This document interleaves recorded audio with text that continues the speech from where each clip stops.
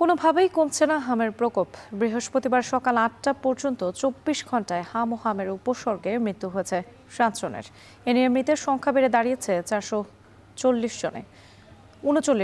হাম পরিস্থিতির আরও খবর জানাতে মিন্টো রোড থেকে যুক্ত হচ্ছেন হাসান আল মাহমুদ। হাসান, কিছুক্ষণ আগে হাম ও নিউমোনিয়া নিয়ে ব্রিফিং হয়েছে, সেখানে কি কি বিষয় তুলে ধরা হয়েছে সে বিষয়ে আমাদেরকে একটু জানাবেন।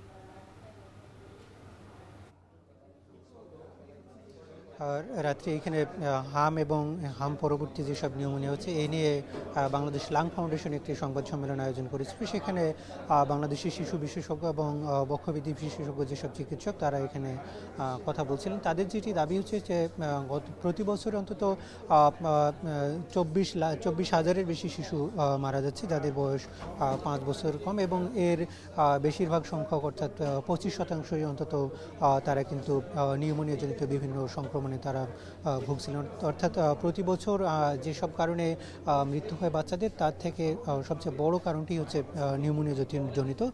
সে কারণেই কিন্তু বলছেন যে বাংলাদেশ এখন হামের কারণে যেসব বাচ্চা মারা যাচ্ছে তাদের অধিকাংশই কিন্তু নিউমোনিয়া আক্রান্ত হয়ে মারা যাচ্ছেন, এবং সেক্ষেত্রে তাদের ইনফেকশন হচ্ছে ফুসফুসে এবং লাং আসলে বড় ধরনের ইনজুরি হচ্ছে, ফলে তাদের শ্বাসকষ্ট সহ নানা জটিলতার কারণে কিন্তু বেশিরভাগ মৃত্যুর ঘটনাগুলো ঘটছে। এবং এই ক্ষেত্রে শুধু বাংলাদেশের যে ২৫% শিশুই কিন্তু এই কারণে মৃত্যুবরণ করছে। ফলে তারা যেটি দাবি করছেন যে প্রত্যেকটি উপজেলার সদর হাসপাতালে এবং যেসব প্রান্তিক পর্যায়ে যেসব হাসপাতাল রয়েছে সেগুলোতে আসলে আলাদা করে একটি ফিভার কর্নার করার কথা বলছেন, যাতে যে কোনো বাচ্চারা যারা জ্বরে আক্রান্ত হচ্ছে তাদেরকে দ্রুত সেসব হাসপাতালে নিয়ে আসা হয়, এবং সেখানে এইসব বাচ্চা আসলে সেখানে নিউমোনিয়ার কোনো ধরনের জটিলতা আছে কিনা কিংবা লক্ষণ আছে কিনা সেখানে যদি শুরুতে শনাক্ত করা যায় তাহলে হয়তো নিউমোনিয়ার যেসব আক্রান্ত বাচ্চারা মারা যাচ্ছে সেই মৃত্যুর সংখ্যাটা কমানো যাবে। একই সাথে তারা বলছেন যে যেসব ভাইরাল কারণে এবং যেসব ব্যাকটেরিয়াল কারণে এই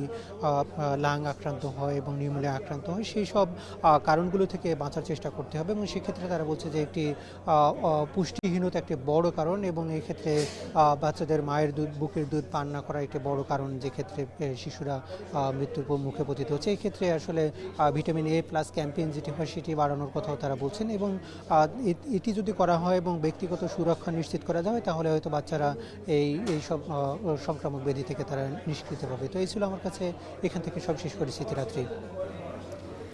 রাজধানীর মিন্টো রোড থেকে যুক্ত ছিলেন হাসান আল মাহমুদ, জানাচ্ছিলেন হাম পরিস্থিতির খবর।